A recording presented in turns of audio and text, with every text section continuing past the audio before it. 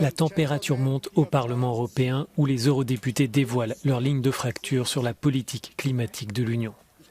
Les parlementaires se sont penchés mardi lors d'un débat sur le paquet climat, la feuille de route des États membres d'ici la fin de la décennie pour réduire de 55% les émissions de gaz à effet de serre. Les 8 textes sont susceptibles de changer la vie de tous les citoyens européens.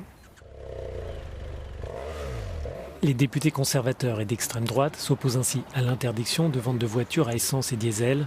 Mais pour les Verts, pas question de toucher à cette mesure.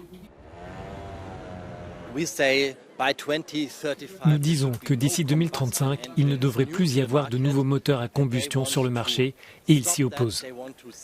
Ils veulent vendre à jamais des voitures à combustion à énergie fossile. C'est complètement absurde car la plupart des constructeurs, Mercedes, Volkswagen, disent déjà que d'ici 2030, ils ne vendront que des voitures électriques. Et nous parlons de 2035. Nous débattons donc loin de la réalité.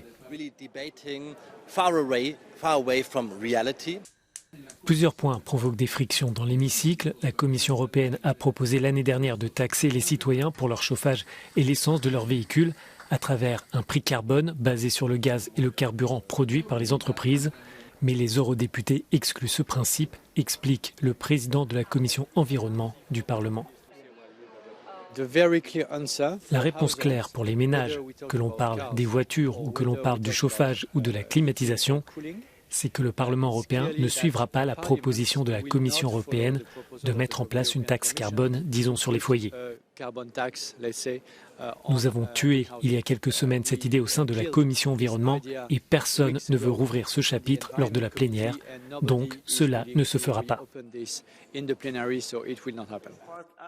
Les eurodéputés voteront mercredi. Ce scrutin pourrait détricoter en partie le plan de la Commission européenne pour parvenir en 2050 à la neutralité carbone.